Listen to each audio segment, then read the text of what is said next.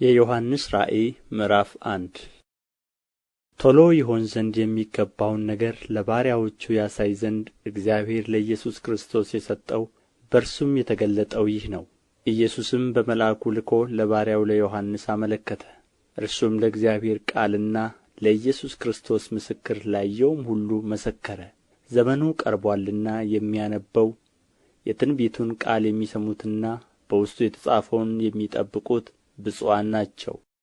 ዮሐንስ በእስያ ላሉት ለሰባቱ አብያተ ክርስቲያናት ካለውና ከነበረው ከሚመጣውም በዙፋኑም ፊት ካሉት ከሰባቱ መናፍስት ከታመነውም ምስክር ከሙታንም በኵር የምድርም ነገሥታት ገዥ ከሆነ ከኢየሱስ ክርስቶስ ጸጋና ሰላም ለእናንተ ይሁን።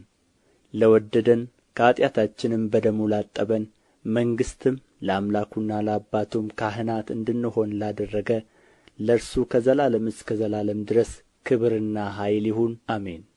እነሆ ከደመና ጋር ይመጣል፣ ዓይንም ሁሉ የወጉትም ያዩታል፣ የምድርም ወገኖች ሁሉ ስለ እርሱ ዋይ ዋይ ይላሉ።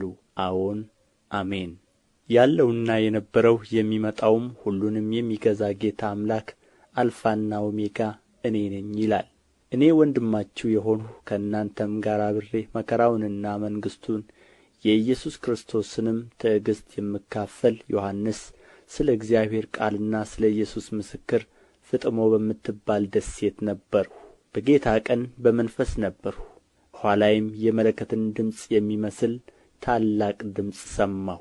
እንዲሁም የምታየውን በመጽሐፍ ጽፈህ ወደ ኤፌሶንና ወደ ሰምርኔስ ወደ ጴርጋሞንም ወደ ትያጥሮንም ወደ ሰርዴስም ወደ ፊልድልፍያም ወደ ሎዶቅያም በእስያ ወዳሉት ወደ ሰባቱ አብያተ ክርስቲያናት ላክ አለኝ።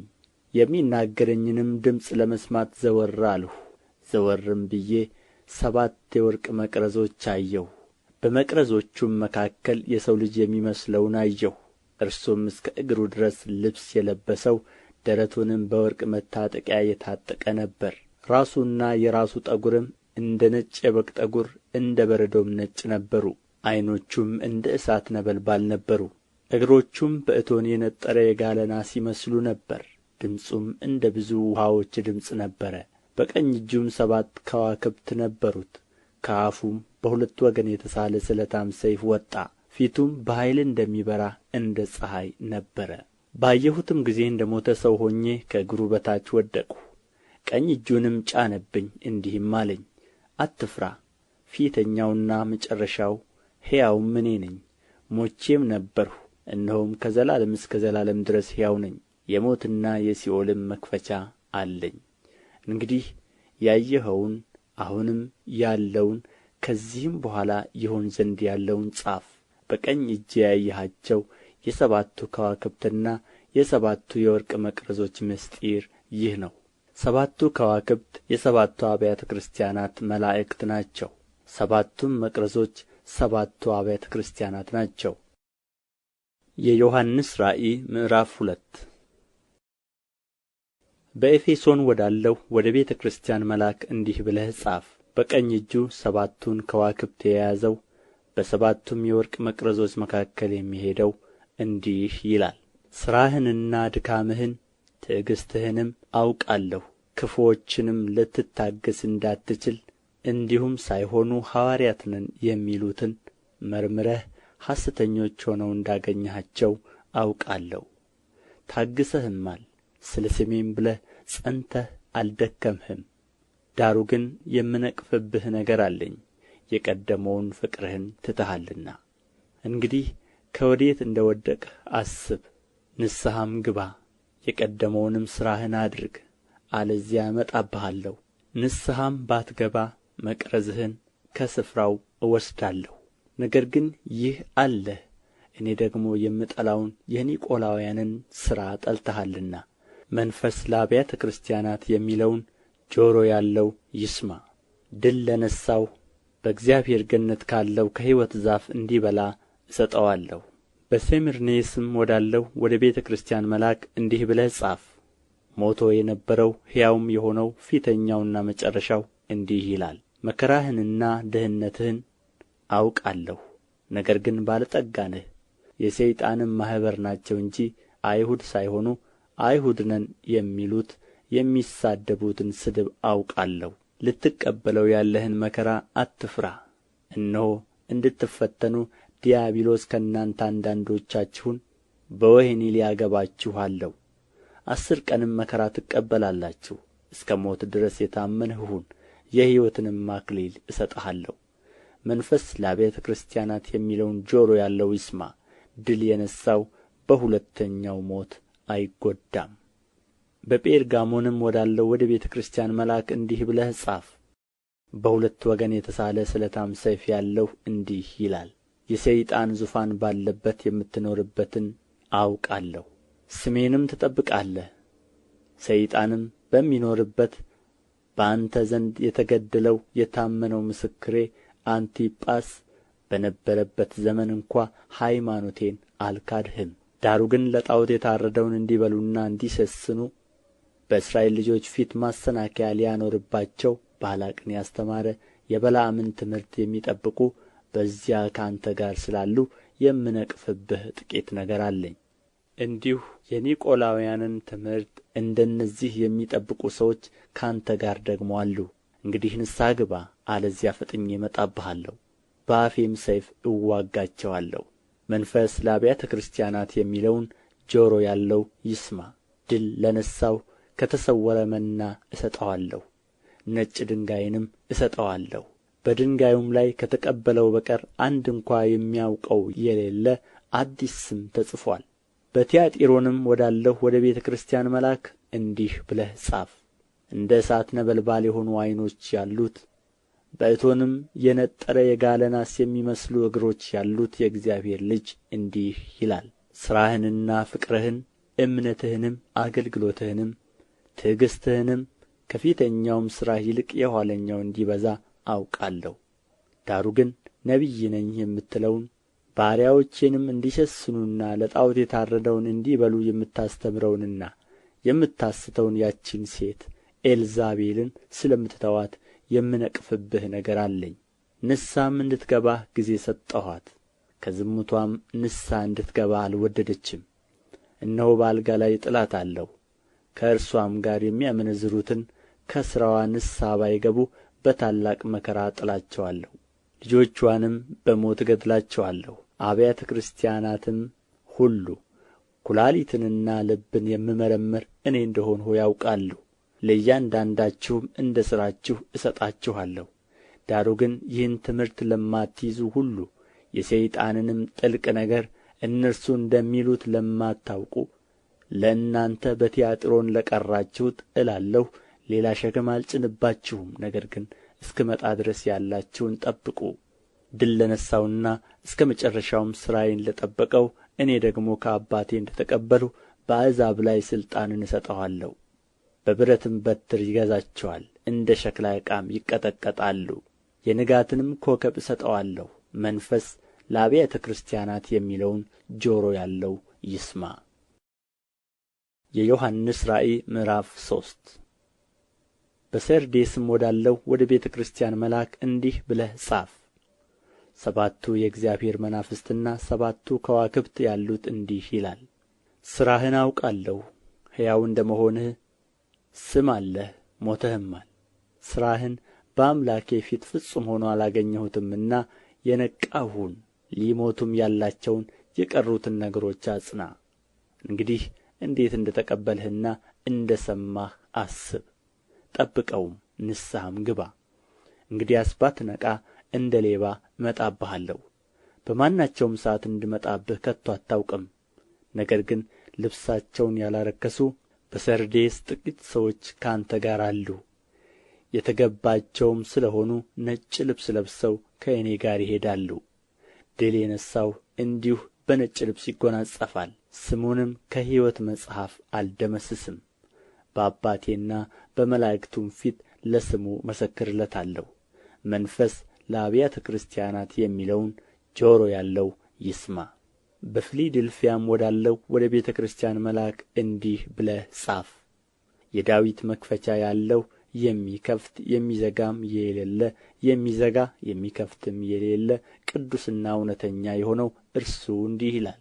ሥራህን አውቃለሁ፣ እነሆ በአንተ ፊት የተከፈተ በር ሰጥቼአለሁ፣ ማንምም ሊዘጋው አይችልም። ኃይልህ ምንም ትንሽ ቢሆን ቃሌን ጠብቀሃልና ስሜንም አልካድህምና። እነሆ አይሁድ ሳይሆኑ አይሁድ ነን ከሚሉ ነገር ግን ከሚዋሹ ከሰይጣን ማኅበር አንዳንዶችን እሰጥሃለሁ። እነሆ መጥተው በእግሮችህ ፊት ይሰግዱ ዘንድ እኔም እንደ ወደድሁህ ያውቁ ዘንድ አደርጋቸዋለሁ። የትዕግሥቴን ቃል ስለ ጠበቅህ እኔ ደግሞ በምድር የሚኖሩትን ይፈትናቸው ዘንድ በዓለም ሁሉ ላይ ሊመጣ ካለው ከፈተናው ሰዓት እጠብቅሃለሁ። እነሆ ቶሎ ብዬ እመጣለሁ። ማንም አክሊልህን እንዳይወስድብህ ያለህን አጽንተህ ያዝ። ድል የነሣው በአምላኬ መቅደስ ዓምድ እንዲሆን አደርገዋለሁ፣ ወደ ፊትም ከዚያ ከቶ አይወጣም። የአምላኬን ስምና የአምላኬን ከተማ ስም ማለት ከሰማይ ከአምላኬ ዘንድ የምትወርደውን አዲሲቱን ኢየሩሳሌምን አዲሱንም ስሜን በእርሱ ላይ እጽፋለሁ። መንፈስ ለአብያተ ክርስቲያናት የሚለውን ጆሮ ያለው ይስማ። በሎዶቅያም ወዳለው ወደ ቤተ ክርስቲያን መልአክ እንዲህ ብለህ ጻፍ። አሜን የሆነው የታመነውና እውነተኛው ምስክር በእግዚአብሔርም ፍጥረት መጀመሪያ የነበረው እንዲህ ይላል። በራድ ወይም ትኩስ እንዳይደለ ሥራህን አውቃለሁ።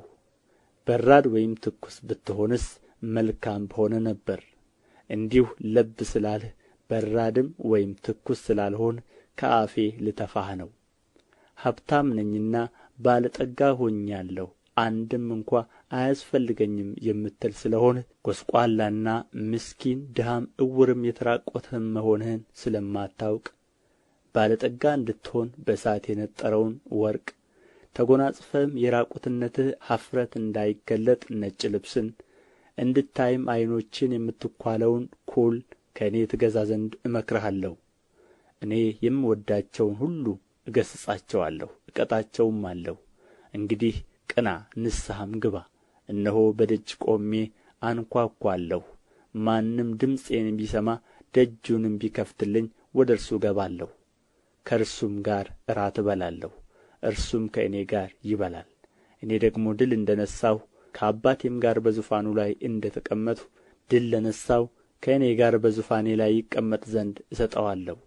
መንፈስ ለአብያተ ክርስቲያናት የሚለውን ጆሮ ያለው ይስማ። የዮሐንስ ራእይ ምዕራፍ 4 ከዚያ በኋላም አየሁ፣ እነሆም በሰማይ የተከፈተ ደጅ እንደ መለከትም ሆኖ ሲናገረኝ የሰማሁት ፊተኛው ድምፅ ወደዚህ ውጣና ከዚህ በኋላ ሊሆን የሚያስፈልገውን ነገር አሳይሃለሁ አለ።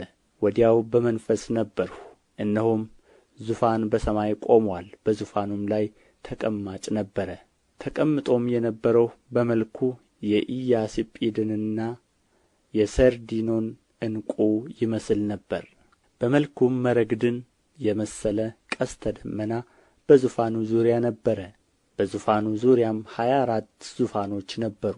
በዙፋኖቹም ላይ ነጭ ልብስ ለብሰው በራሳቸውም የወርቅ አክሊል ደፍተው 24 ሽማግሌዎች ተቀምጠው ነበር። ከዙፋኑም መብረቅና ድምፅ ነጐድጓድም ይወጣል። በዙፋኑም ፊት 7 የእሳት መብራቶች ይበሩ ነበር። እነርሱም 7ቱ የእግዚአብሔር መናፍስት ናቸው። በዙፋኑም ፊት ብርሌ የሚመስል የብርጭቆ ባሕር ነበረ። በዙፋኑም መካከል በዙፋኑም ዙሪያ በፊትና በኋላ ዓይኖች የሞሉአቸው 4 እንስሶች ነበሩ። ፊተኛውም እንስሳ አንበሳን ይመስላል፣ ሁለተኛውም እንስሳ ጥጃን ይመስላል፣ ሦስተኛውም እንስሳ እንደ ሰው ፊት ነበረው፣ አራተኛውም እንስሳ የሚበረውን ንስር ይመስላል። 4ቱም እንስሶች እያንዳንዳቸው 6 ክንፎች አሉአቸው። በዙሪያቸውና በውስጣቸውም ዓይኖች ሞልተውባቸዋል።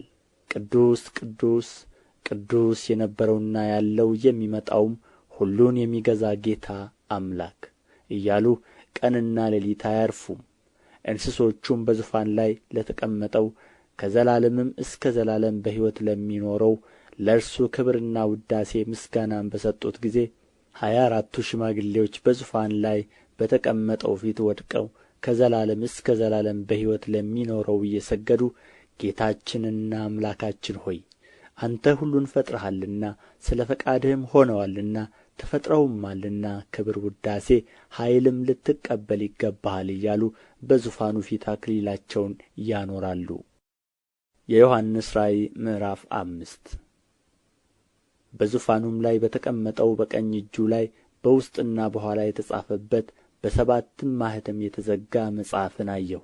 ብርቱም መልአክ መጽሐፉን ይዘረጋ ዘንድ ማኅተሞቹንም ይፈታ ዘንድ የሚገባው ማን ነው ብሎ በታላቅ ድምፅ ሲያውጅ አየሁ። በሰማይም ቢሆን በምድርም ላይ ቢሆን ከምድርም በታች ቢሆን መጽሐፉን ሊዘረጋ ወይም ሊመለከተው ማንም አልተቻለውም። መጽሐፉንም ሊዘረጋ ወይም ሊመለከተው የሚገባው ማንም ስላልተገኘ እጅግ አለቀስሁ። ከሽማግሌዎቹም አንዱ አታልቅስ፣ እነሆ ከይሁዳ ነገድ የሆነው አንበሳ እርሱም የዳዊት ሥር መጽሐፉን ይዘረጋ ዘንድ ሰባቱንም ማኅተም ይፈታ ዘንድ ድል ነሥቶአል አለኝ። በዙፋኑና በአራቱ እንስሶች መካከልም በሽማግሌዎችም መካከል እንደ ታረደ በግ ቆሞ አየሁ። ሰባትም ቀንዶችና ሰባት ዓይኖች ነበሩት። እነርሱም ወደ ምድር ሁሉ የተላኩ የእግዚአብሔር መናፍስት ናቸው። መጥቶም በዙፋኑ ላይ ከተቀመጠ ከዚያ ከቀኝ እጁ መጽሐፉን ወሰደው። መጽሐፉንም በወሰደ ጊዜ አራቱ እንስሶችና 24ቱ ሽማግሌዎች በበጉ ፊት ወደቁ። እያንዳንዳቸውም በገናንና የቅዱሳን ጸሎት የሆነ ዕጣን የሞላበትን የወርቅ ዕቃ ያዙ። መጽሐፉን ትወስድ ዘንድ ማኅተሞቹንም ትፈታ ዘንድ ይገባሃል፣ ታርደሃልና በደምህም ለእግዚአብሔር ከነገድ ሁሉ ከቋንቋም ሁሉ ከወገንም ሁሉ ከሕዝብም ሁሉ ሰዎችን ዋጅተህ ለአምላካችን መንግሥትና ካህናት የሆኑ ዘንድ አደረግሃቸው፣ በምድርም ላይ ይነግሣሉ እያሉ አዲስን ቅኔ ይዘምራሉ። አየሁም፣ በዙፋኑም በእንስሶቹም በሽማግሌዎቹም ዙሪያ የብዙ መላእክትን ድምፅ ሰማሁ። ቁጥራቸውም አእላፋት ጊዜ አእላፋትና ሺህ ጊዜ ሺህ ነበረ። በታላቅም ድምፅ የታረደው በግ ኃይልና ባለጠግነት፣ ጥበብም፣ ብርታትም፣ ክብርም፣ ምስጋናም፣ በረከትም ሊቀበል ይገባዋል አሉ። በሰማይና በምድርም ከምድርም በታች በባሕርም ላይ ያለ ፍጥረት ሁሉ በእነርሱም ውስጥ ያሉ ሁሉ በረከትና ክብር ምስጋናም ኃይልም ከዘላለም እስከ ዘላለም በዙፋኑ ላይ ለተቀመጠው ለበጉ ይሁን ሲሉ ሰማሁ። አራቱም እንስሶች አሜን አሉ።